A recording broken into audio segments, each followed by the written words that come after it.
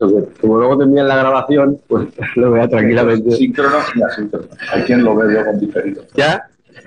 Muy bien, buenas tardes. Estamos en el centro de la UNED de Valencia. Hoy es 24 de octubre del año 25 y vamos a presentar una charla, 3 ponentes, sobre un año de la Barrancada, la afección de la Dana 29 del 10 del 24 a la Albufera de Valencia. Ya en febrero de este año 25 ya hicimos también una charla sobre la Dana, en la que hicimos un repaso de lo que el evento desde el punto de vista meteorológico y desde el punto de vista hidráulico, y vamos a hacer una serie de aportaciones nuevas, que tenemos un grupo de investigación encabezado por Juan Miguel Soria García, que es profesor de la Universidad de Valencia, y Juan Víctor, que también es colaborador investigador de la Universidad de Valencia. ¿Vale? Pues vamos a empezar. Bien. La ponencia va a tener 3 partes. En un primer lugar, vamos a ver un estudio del territorio y cuencas hidrográficas afectadas en la Dana del día 29 de octubre del año pasado y su interacción hidráulica con la Albufera de Valencia. La charla de hoy va a estar enfocada, sobre todo, de una manera integral, a ver cómo este evento del año pasado, esta Dana del día 29 del año pasado, de octubre del año pasado, ha afectado sobre todo a la parte litoral y en concreto a la Albufera de Valencia. No vamos a entrar en otros temas, que es evidentemente lo que ocurrió en este evento, pues tiene muchos ámbitos. Nosotros nos vamos a centrar en el ámbito de la afección de la Dana a la Albufera de Valencia. Entonces, la primera presentación, que la voy a hacer yo, es un poco revisar, hacer una especie de reflexión sobre el territorio y las 3 cuencas hidrográficas que han participado en este evento, que sufrieron la llegada de estas aguas, ver qué características tiene. Después, en segundo lugar, Juan Miguel Soria nos hará una presentación sobre un estudio ya más actualizado hidrológico de los caudales que llegaron al día del evento, que se produjeron y llegaron a la Albufera.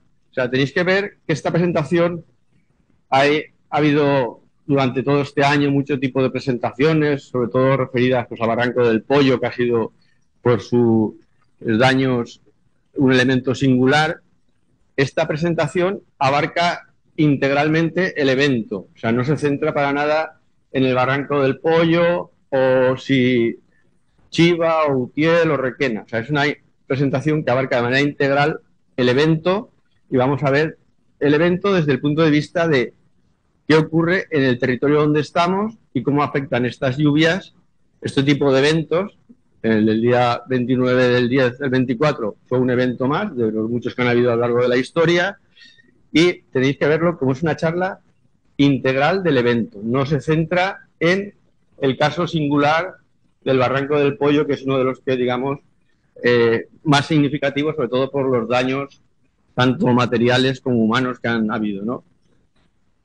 Respecto al tema de estos daños y tal, nosotros no vamos a entrar para nada, porque lo hacemos desde una perspectiva científica en la que lo que vamos a ver es el evento, sobre todo la parte hidráulica, no la parte tampoco meteorológica. No vamos a entrar si la Dana, si las corrientes convectivas, eso hoy no lo vamos a ver. En la charla que se dio en febrero sí que nos acompañó un técnico de meteorología y sí que se vio, pero en la charla de hoy esta cuestión ya no la vamos a tratar.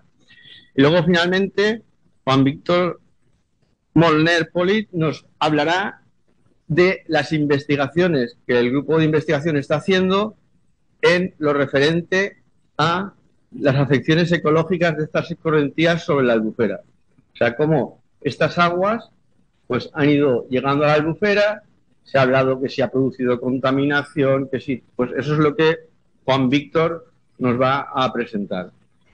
Y después, pues en la medida que tengamos tiempo hasta las 7, pues podemos comentar, hacer preguntas y interactuar en una mesa redonda. Muy bien. Pues voy a empezar yo. Yo soy Rafael Muñoz Soria, soy profesor tutor del Centro de la UNED de Valencia. Imparto en concreto a las asignaturas de biología y dibujo técnico. Soy ingeniero agrónomo y entonces pues son dos cuestiones que más o menos domino y en las que me muevo. Bien, para empezar pues partimos de este plano, que es un plano que ha realizado AEMET, es el informe de AEMET de la DANA del día 29, en la que recoge las lluvias. Este plano, AEMET en ningún momento presenta un informe sobre las lluvias, habla de máximos de lluvias, pero en ningún momento en su informe evalúa ni la superficie estimada ni la lluvia estimada en hectómetros cúbicos. Lo digo porque este dato que yo presento aquí es un dato que, según distintas fuentes, es distinto. O sea, tenéis que tener un poco de cuidado. De hecho, por ejemplo, la zona de Castellón yo no la he incluido. La zona que tenéis aquí en la parte de Castellón, Teruel, esa zona no la he incluido porque no va a producir escorrentías hacia la llanura litoral de Valencia a la Albufera. Entonces no la considero de interés para nuestro estudio, ¿vale? O sea, como el estudio se centra en cómo ha afectado la DANA a la Albufera, pues hay partes del evento que no lo he considerado. Insisto en esto porque los datos, 1.646 hectómetros cúbicos, son datos que obtenidos por mí. Varían según otros grupos de investigación, han dado 1.300, otros 2.500, si consideran la zona sur. O sea que lo digo por eso, porque son datos de partida que nosotros hemos considerado que son los relevantes en la afección de la DANA a la albufera. Muy bien. ¿Y qué es lo que vamos a ver? ¿Dónde está la zona afectada y qué características tiene? Cosas que consideramos que a veces son obvias, pero que luego resulta que no lo son tanto. A la hora de ver el territorio, a la hora de estudiar este tipo de eventos meteorológicos, pues se utiliza la gran escala, porque no podemos entrar en el detalle si no tenemos un orden de magnitud para comprender los fenómenos meteorológicos, ¿vale?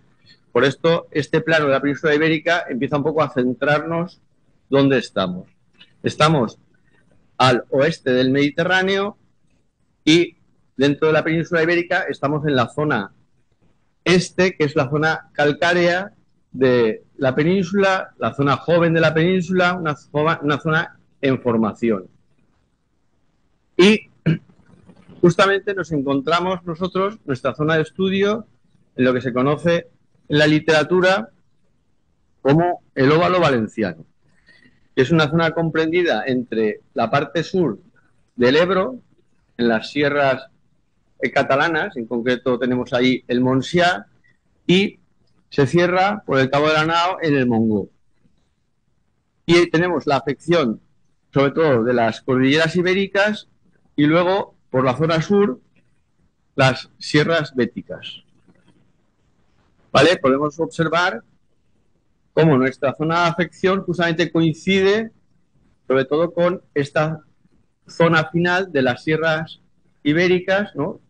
En el caso tenemos la Calderona, que nos cierra por el norte el Valle del Turia, y no llegaría la afección a todo el sistema bético, pero lo importante es que nos centremos dónde estamos. No estamos en una zona que está caracterizada por este tipo de territorios y vamos a ir viendo cuáles son su geomorfología y por qué estamos, qué características tiene la zona donde estamos.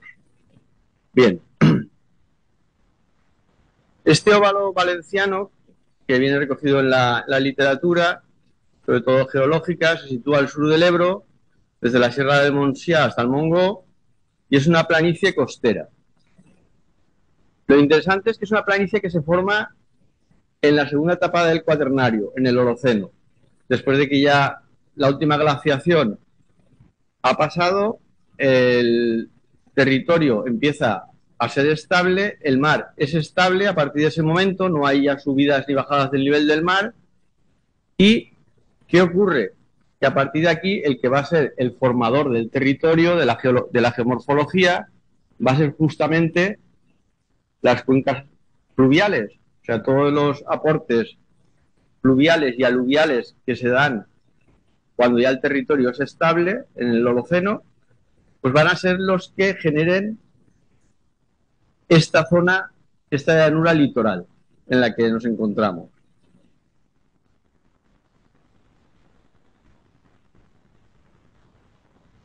Este óvalo valenciano es una depresión estructural del territorio que tiene una forma cóncava en su sección transversal, aunque también el arco pues parece un poco que de sensación, no. Cuando hablamos del óvalo se refiere a la concavidad que forma el territorio. Y curiosamente se caracteriza porque la llanura, cuando se encuentra con la costa, se forma una restinga, se forma una barrera litoral que es fruto de los aportes de áridos que bajan del Ebro. Toda la corriente de áridos que los ríos de la parte norte van transportando hacia el mar son después por la corriente litoral transportados hacia el sur y van conformando una serie de flechas que darían lugar justamente a la aparición de todas las albuferas que hay a lo largo del litoral mediterráneo. Claro, la más conocida para nosotros es la albufera de Valencia, pero eso no quita pues que toda la zona norte, Nules, tiene pequeñas albuferas, Sagunto, Canet. Tenemos todo un territorio, y luego hacia el sur, Elche, tenemos todo un territorio completamente lleno de zonas de marchales que se caracterizan porque hay una restinga, una barrera de áridos que son aportados por la dinámica litoral. O sea que por un lado tenemos por la parte oeste los sedimentos que transportan los ríos en las avenidas principalmente, lo que llamamos sedimentos aluviales, que bajan de forma impetuosa. El momento tenemos cualquier tipo de lluvia torrencial, y por otro lado, por la parte este de la costa, tenemos esta restinga que se va formando consecuencia del transporte de áridos por la propia dinámica litoral, ¿vale? Esto da lugar a que se vaya formando una planicie durante el tiempo. En concreto, según los estudios, según Rosselló, que es uno de los clásicos que se menciona siempre como investigador de la dinámica litoral, de la formación de la albufera, pues entre unos 6.000 y 8.000 años se comienza a formar esta llanura aluvial, pero estamos hablando de 8.000 años, parece que sea muy lejos.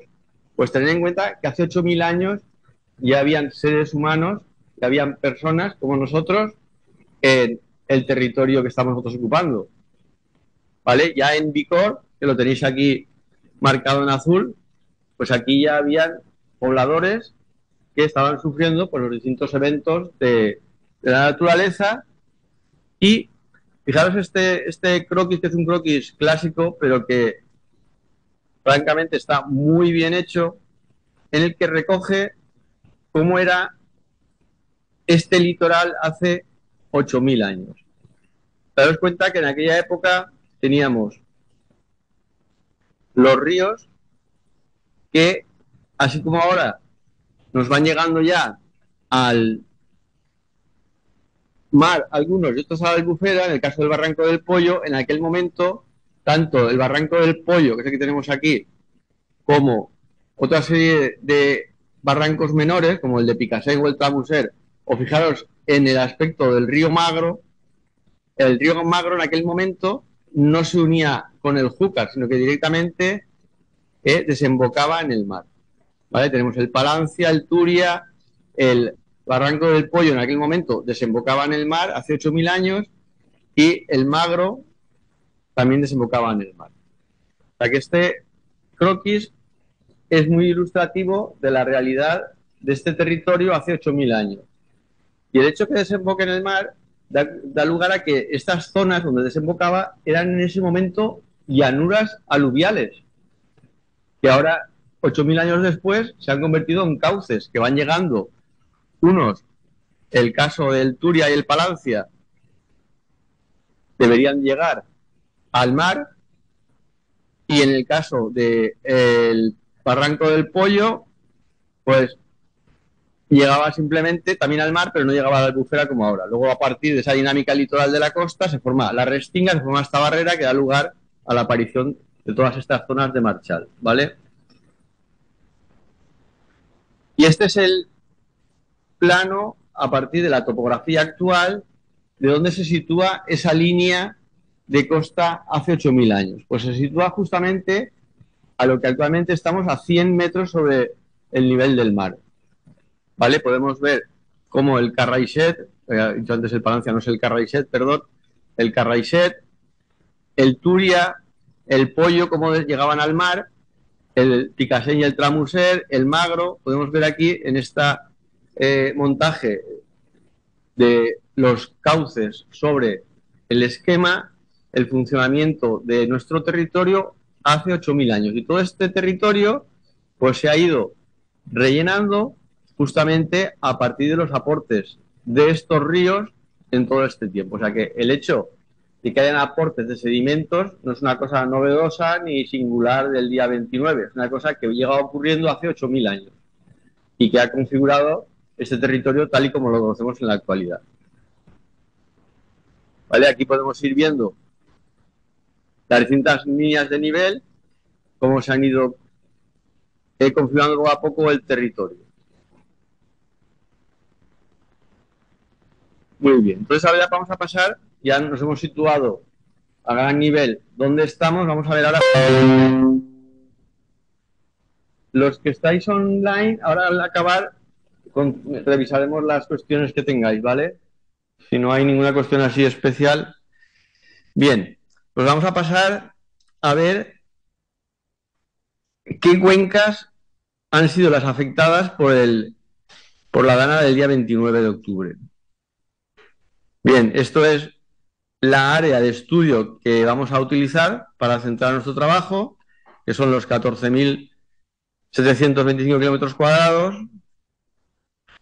Y este es el mapa clásico de división de las cuencas hidrográficas de la Confederación Hidrográfica del Júcar, ¿no? Tenemos el Turia, tenemos esta cuenca chiquitina que es la cuenca del Pollo, el Magro, Júcar, y luego ya pues en la parte norte están las cuencas del Palancia y Mijares, y luego por la parte sur las cuencas del resto de ríos de Alicante, ¿no? Que ahora no nos interesa, nos vamos a centrar. Fijaos aquí el montaje en el que podemos ver cómo la zona de lluvia afecta a la parte del Turia en 2.772 kilómetros cuadrados.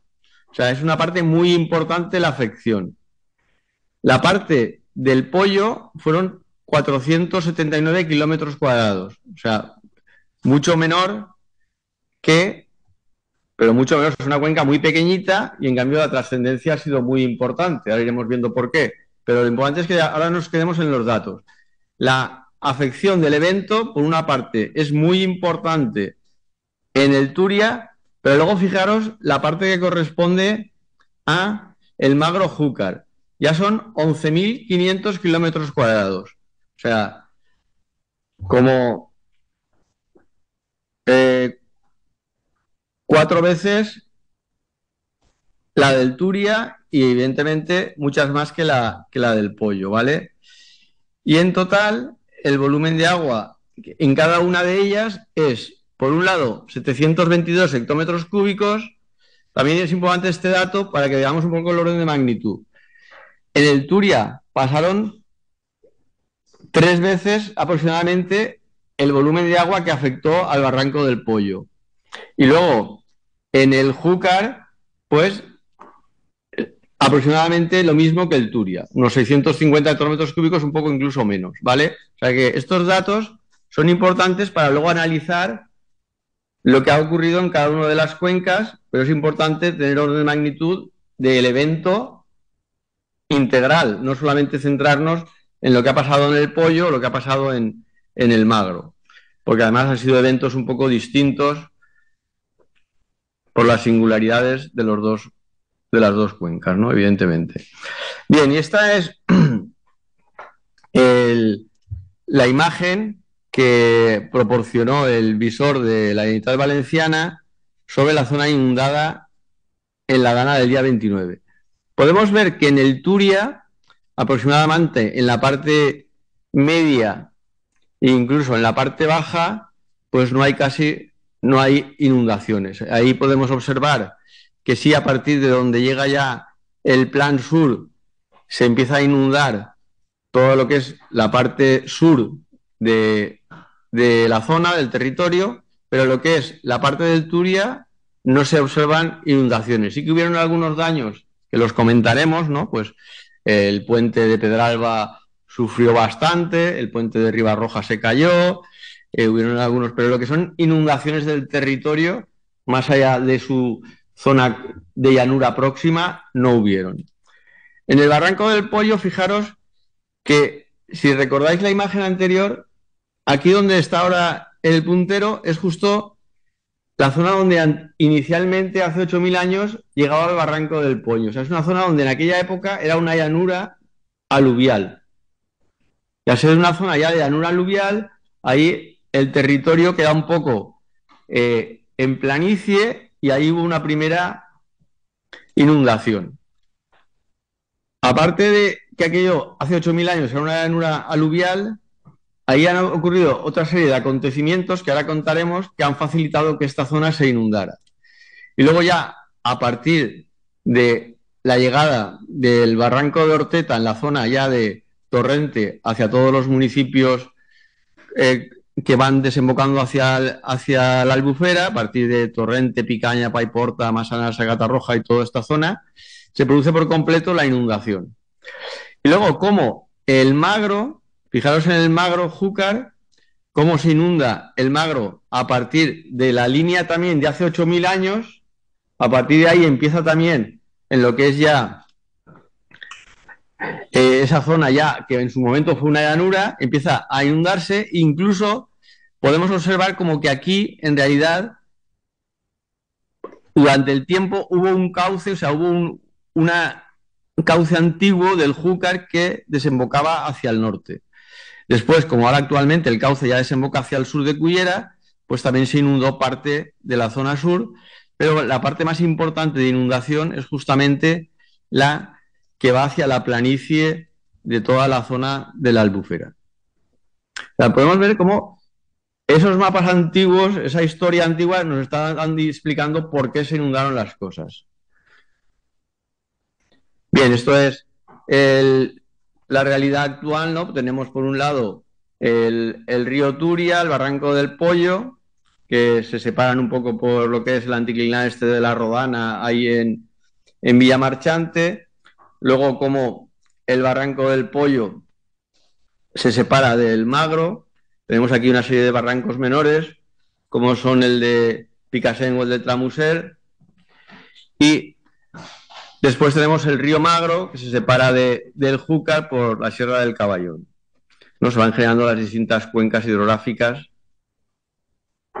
Y ahora vamos a ir revisando qué ha ido pasando en la historia en este territorio. Bueno, pues curiosamente, el Turia, que es el que se sitúa al norte, pues en el plano de Cabanillas del siglo XVIII, ¿no?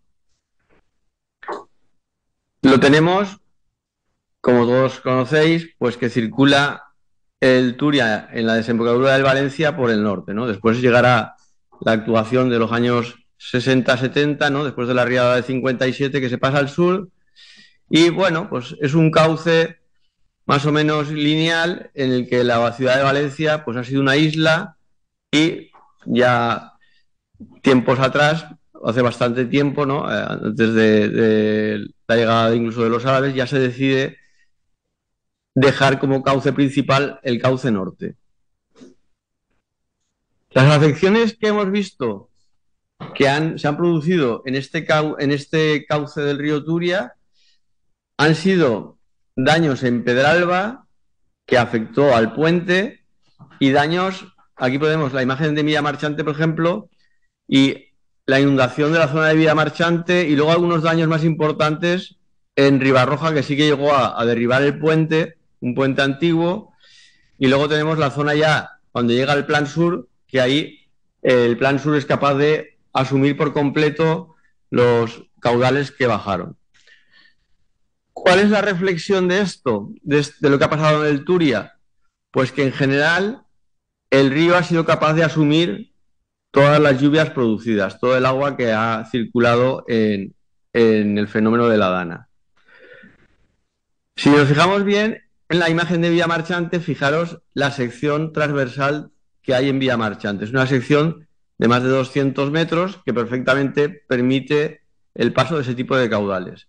En la zona de Pedralba, la sección era un poco menor y eso dio lugar a que el ímpetu del agua, ¿no?, el impulso del agua, pues dañara el puente, y en la zona de Ribarroja, con una sección menor, también dio lugar a que el puente cayera. O sea, como estos embudos que va produciendo los cauces dan lugar a que los daños sean importantes. Y luego ya cuando llegamos al Plan Sur, pues es capaz por completo de asumir las escorrentías, nuestros caudales. O sea, que podemos un poco, en líneas generales, observar que lo que es el Turia como tal no sufrió mucho estas avenidas de agua.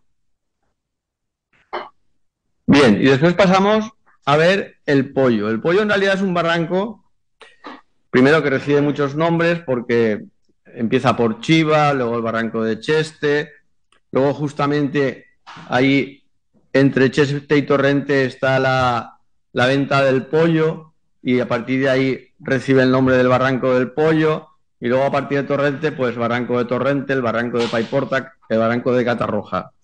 Bien, pero en realidad es un cauce que, aunque ha tenido más o menos también importantes crecidas, no es muy conocido en general. Era un gran desconocido antes del día 29 de octubre, ¿verdad? Y, curiosamente, tampoco para los geógrafos en la historia ha sido muy recogido.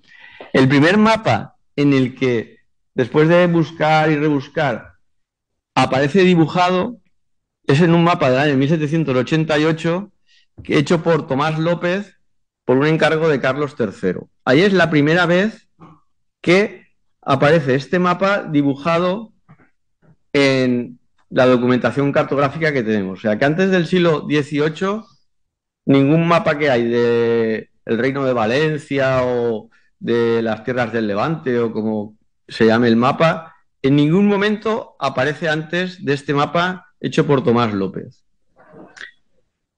Como ya os podéis imaginar, después de Tomás López, justo pues en ese momento, tenemos el trabajo unos años después de Cabanilles. Evidentemente, Cabanilles hace un trabajo de campo, se va al territorio, se lo recorre, se lo patea, pero evidentemente también, de cierta manera, se apoya en los documentos del momento, ¿no? Pero de este plano, lo que es muy interesante, que podéis ver aquí en el Barranco del Pollo, es que tiene una gran linealidad, o sea, que no hace quiebros extraños, ni hace cosas raras. O sea, es un barranco que aparece muy bien dibujado. Vamos a ir un momento al anterior. Fijaros cómo aquí Tomás López sí que dibuja el Pozalet, dibuja el barranco del Chiva, dibuja el barranco de Orteta, y más o menos podemos observar que es un cauce pues que tiene un aspecto bastante natural en general. El de Cabanilles es incluso más lineal, ya aparece también dibujado el barranco de Orteta, y después Tomás López, unos años después, realiza otro mapa de España, del territorio, ¿no? y vuelve a recoger aquí el barranco del Pollo. Fijaros que recoge el barranco del Pozalet que se une al Pollo. No sé si lo vais a ver ahí, el barranco del Pozalet. El barranco del Pozalet, para Tomás López, se une al Pollo, el barranco del Chiva, y por aquí tenemos el barranco en Torrente, el barranco de Orteta. ¿Vale? Estos son datos interesantes porque ¿qué estamos viendo? Que ahora actualmente lo que tenemos no se parece mucho a esto y tampoco ha pasado tanto tiempo, 200 años, o sea que tampoco es que sea tantas generaciones. Y en cambio lo que tenemos no se parece mucho a esto. En el año 1882 pues se encargan una serie de trabajos después de la riada famosa del año 1864 del Júcar, esta gran riada de San Carlos que asoló Alcira y fue tan devastadora, una de las más importantes que ha sufrido el Júcar, pues aparece también dibujado el barranco del Pollo, ¿vale? O sea que la literatura lo empieza a recoger, la literatura científica, geográfica, y vamos viendo cómo en la mayoría de estos casos pues el barranco de Orteta y toda una serie de barrancos desembocan en el barranco del Pollo y como luego el barranco del Pollo de una manera, digamos, natural va llegando hasta la Albufera. Aquí hay otro trabajo del año 83 que también podemos ver aquí Torrente, por aquí se ve el barranco de Orteta y lo que me interesa es este trocito que hay entre el Puntero y Torrente, fijaros que es muy lineal, ¿vale? O sea que digamos atraviesa esa zona llana que hemos visto al principio, que hace 8.000 años era donde se encontraba el nivel del mar, y entonces ahí es una zona bastante llana y el cauce se ha ido durante esos 8.000 años labrando, generando un surco para llegar a desembocar las aguas y ha ido ahí generando un cauce de manera, pues, por gravedad, buscando la salida al mar.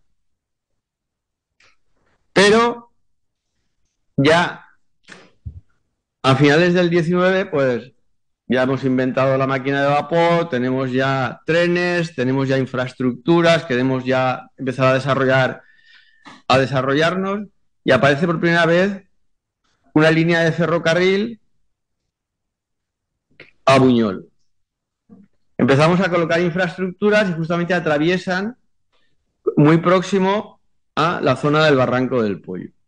En concreto, aquí tenéis Loriguilla, que por ahí va a ser una de la zona por donde va a pasar esta línea del tren. ¿Veis? Aquí tenemos dibujado en la imagen esta de abajo a la izquierda el Pozalet, el Barranco del Pollo quedará un poco más abajo y aquí ya se empieza a ver un desarrollo, aparece una estación de tren y empieza a haber un desarrollo agrícola importante. Lo que luego ya en el siglo XX, tenéis aquí la imagen de la derecha, pues da lugar a todo el desarrollo ya de la población de Loriguilla y sobre todo a las transformaciones agrarias que se realizan pues por parte de la REVA y en fin, el desarrollismo agrario pues empieza a modificar el territorio en su interés de generar campos de cultivo, pues si es posible pasar al naranjo, empezamos a tener ahí toda una serie de actuaciones que nos van transformando el territorio en nuestro interés, en el interés de la sociedad. ¿Qué ocurre?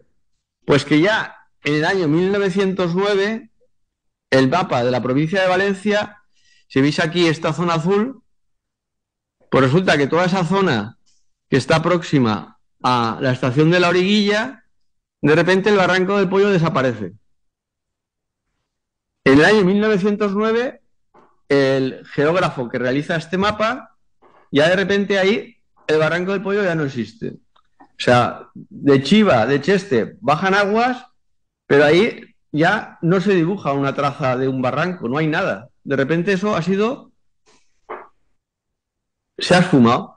Y en cambio, cuando llegamos a Torrente, sí que tenemos otra vez ahí un barranco que recoge aguas, el barranco de Orteta, el barranco del Gallego, o sea, sí que de repente tenemos ahí una zona de aguas, pero las aguas que bajan de Chiva hasta Torrente no se sabe por dónde van. Han sido ocupadas por la agricultura y el geógrafo que hace este plano es que ni lo dibuja, o sea, directamente el cauce ha desaparecido. Cosa singular, ¿no? Que un cauce desaparezca, pues es un poco extraño, pero los mapas así lo recogen, ¿vale? En el siglo XX, pues también vamos progresando y fijaros la foto de la izquierda arriba, tenemos en la parte de Paiporta, por ejemplo, que ya se ha instalado también una línea de ferrocarril, pero fijaros el cauce, que es un cauce bastante llano, el barranco ahí de Torrente, y natural, es un cauce pues tiene una forma cóncava en esa parte de lo que es el cauce como tal, un cauce extenso y los taludes laterales no están compactados, no están como en la actualidad, que ya están cerrados y encajonados. Tenemos ahí un cauce bastante natural. Y luego fijaros abajo, como en el año 70, en la imagen de abajo, ya podemos ver cómo ese cauce de repente ha empezado a ser encajonado.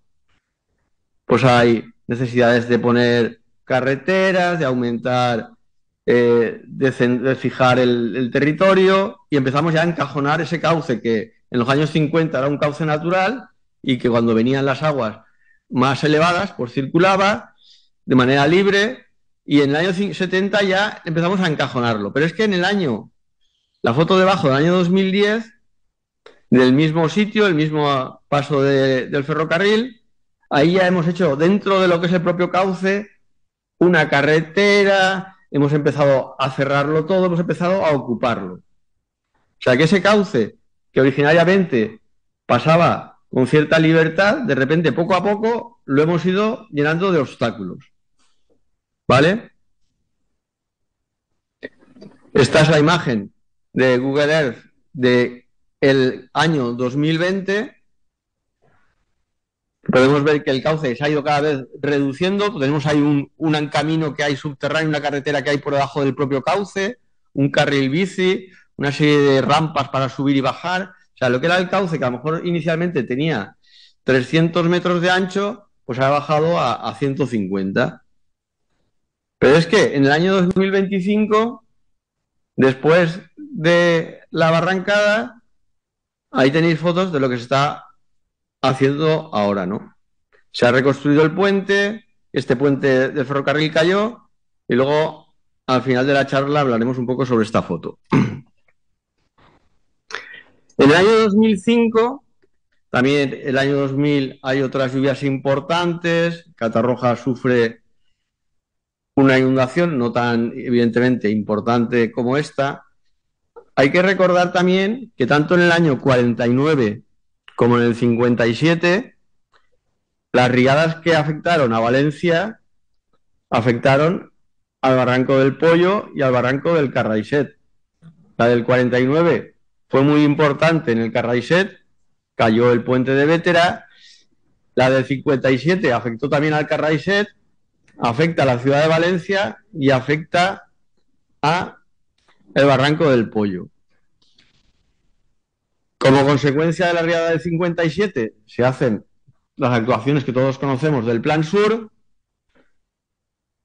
y se proyectan actuaciones para el Barranco del Pollo, que en el año 2005 podemos ver aquí una actuación que se hace después de la riada del año 2000 de encauzamiento y mejora de este barranco a la salida de Catarroja. Pero si comparamos las actuaciones que se hicieron en Valencia con el Plan Sur, en comparación con lo que se ha hecho en el Barranco del Pollo, pues es bastante diferente, ¿no? El encauzamiento que se hace en Valencia es muy importante.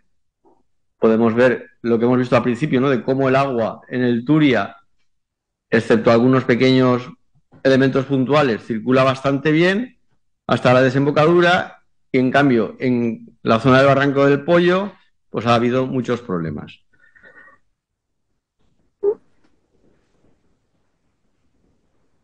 Por ejemplo, estos un punto singular, ahí donde estaba el pla de cual que hemos visto, que el barranco del Pollo desaparece. Aquí la Rambla del Pollo, cuando pasa por esta zona, pues tiene un cauce de 5 metros y algunos trozos incluso de menos. Tiene un canal de 4 metros de ancho por 3 metros de profundidad y por ahí tiene que pasar todo lo que baja de Chiva y Cheste. O sea, cosas bastante sorprendentes. Muy bien. Me estoy yendo de la hora, creo. Bueno, voy a ir ya rápido. El Magro y el Júcar al sur de la Albufera. Aquí tenéis una imagen de lo que estamos hablando, el Barranco del Pollo, el Barranco del Picassent, el Barranco del Tramuser, son dos barrancos menores que también aportan aguas a la Albufera, y luego en la parte sur tenemos el río Júcar y sobre todo el río Magro, que va a ceder sus aguas hacia el norte. ¿Vale? Aquí tenemos el río Magro, que nace por encima de Requena, Utiel, pasa por la famosa presa de Forata, que fue uno de los hitos, ¿no?, del día 29, y va descendiendo hasta juntarse con el Júcar. Aquí además se le une el río Buñol, después ya abajo de la presa de Forata, que también aporta caudales importantes al cauce. Y aquí volvemos otra vez a nuestro plano del principio, de esa línea de hace entre 6.000 y 8.000 años. Como podemos ver, como el Magro se encontraba con el mar a esta altura, no llegaba a la zona de empalme de Alchemesí con el Júcar. Justamente, si ahora comparamos un hito también importante en el Mediterráneo español, como es la acequia real del Júcar, podemos observar como la trama de la acequia real del Júcar justamente es la que ocurre a partir de esa línea de 100 metros sobre el nivel del mar, que es donde se va a formar toda la llanura aluvial de la zona litoral valenciana, de esta zona de la Albufera. Si comparáis este plano con este, podéis observar cómo justamente parece ser que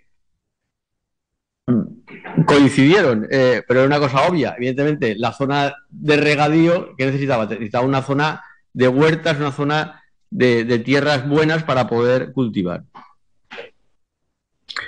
A todo esto, pues hay que añadir las actuaciones humanas.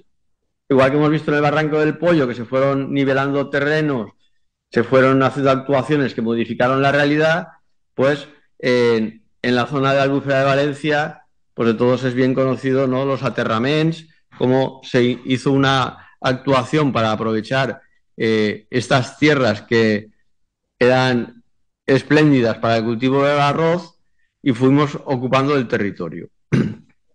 La imagen del territorio, bueno, la acequia real del Júcar tiene 2 fases, también es una historia muy interesante, ahora no nos da tiempo de verla, pero hay una primera fase hasta el siglo XIV y luego ya la segunda fase que da lugar justamente al desarrollo del arroz, que es del 1760 al 1815, ¿no? Aquí tenemos las imágenes actuales del territorio y un poco, por ir acabando, podemos ver que todo el territorio ha cambiado de hace 6.000 años ahora, y una parte muy importante de ese cambio han sido justamente las aportaciones de los ríos. O sea, esto que desde un punto de vista de catástrofe natural puede ser estas tormentas flash flood, ¿no?, estas tormentas relámpago que producen estos efectos, pues son los que han ido configurando nuestro territorio, ¿no? Estas aportes aluviales de terreno, como tenéis en este dibujo de aquí abajo, ¿no?, esta imagen de que de repente llega una montaña de arena e invade el territorio, ¿no? Esto es una cosa que ha ido ocurriendo pues a lo largo de la historia. Pero aparte de estos llanuras aluviales, tampoco tenemos que olvidar qué ocurre con estas llanuras aluviales en el territorio. Cuando la llanura aluvial ocupa una zona llana, lo que ocurre es que genera unas motas laterales alrededor del cauce, y el propio cauce se eleva respecto del territorio colindante. Y es lo que habréis oído ya, seguro, porque se ha hablado mucho, de que las zonas costeras valencianas del Levante son llanuras convexas, donde los cauces están más altos que las zonas litorales y eso da lugar a que las inundaciones, en el momento del agua rebasa la mota del cauce, se escampe pues muchos kilómetros, que es el caso que tenéis aquí en la sección, que podéis ver pues cómo entre Catarroja y el Plan Sur, la sección que tenemos es esta de aquí, en el que es completamente una llanura convexa y en el momento del agua del cauce sale del exterior, pues llega, en este caso se topó con la propia barrera del Plan Sur, pero llega perfectamente hasta el barrio de La Torre o hasta Albal, por el otro lado, ¿no? O sea, distancias bastante importantes. Pero claro, la acción humana no se detuvo solamente en estos aterraments que hacían en la Albufera o estas transformaciones agrarias del territorio para el desarrollo hortícola y de naranjos, ¿no? También, pues tenemos ahora una imagen, como esta imagen que tenemos aquí, en la que todo el litoral es un área de crecimiento económico importante y entonces el desarrollo urbanístico ha sido muy elevado en estos últimos 60 años. Pero en muchas charlas o conferencias se ha hablado de que el caos urbanístico, no, vamos a decir las cosas como son. Todo el desarrollo urbanístico que ha habido en el Levante se ha ajustado al ordenamiento jurídico existente. O sea, todo se ha hecho con planes generales de ordenación urbana, todo se ha hecho cumpliendo la legislación vigente. Entonces lo que tenemos que replantear es que el caos no es urbanístico, el caos a lo mejor es jurídico. O sea, que eso hay que también, no se le puede echar la culpa a los arquitectos por lo que han hecho. Ellos se han acogido a la legislación vigente. Entonces lo que pasa es que a lo mejor el problema es jurídico, no es un problema de urbanístico. Y aparte de esta afección muy importante urbanística que ha habido en la costa, tampoco podemos olvidar los cambios que se han producido en la dinámica litoral del territorio. O sea, la aparición de presas ha modificado por completo todo el transporte de sedimentos que de manera natural producen los ríos.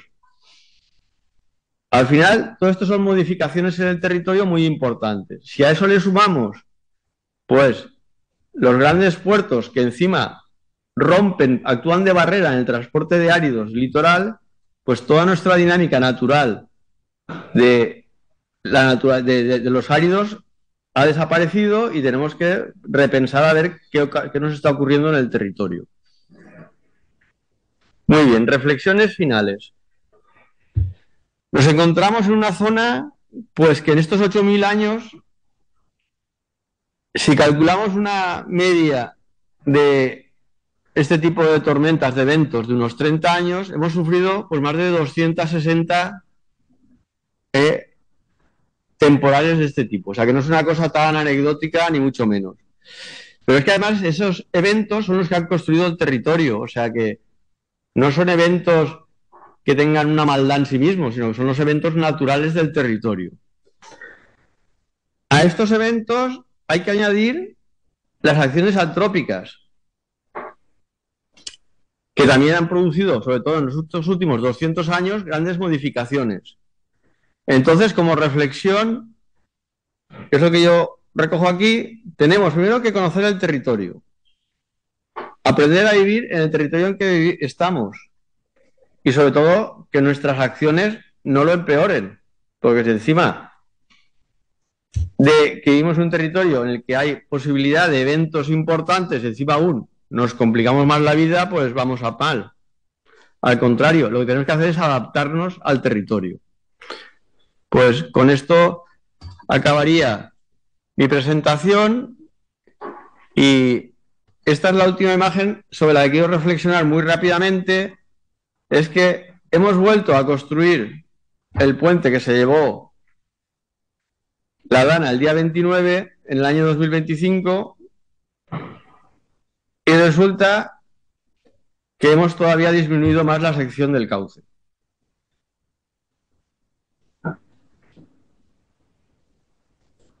Bueno, pues voy a ver si hay alguna cuestión en el chat y enseguida pasa al siguiente ponente.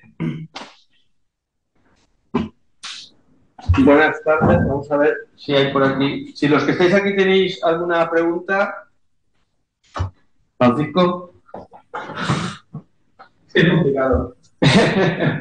Bueno, pero tenemos que hablar del tema. Mira el zoom a ver si puedes quitarle un poco porque se come arriba y abajo. Mira a ver el zoom si está... ¿Tenéis alguna cuestión online? Hay una tecla que dirá zoom. Buenas tardes. Si online, ¿no? Si no lo dejamos para el final.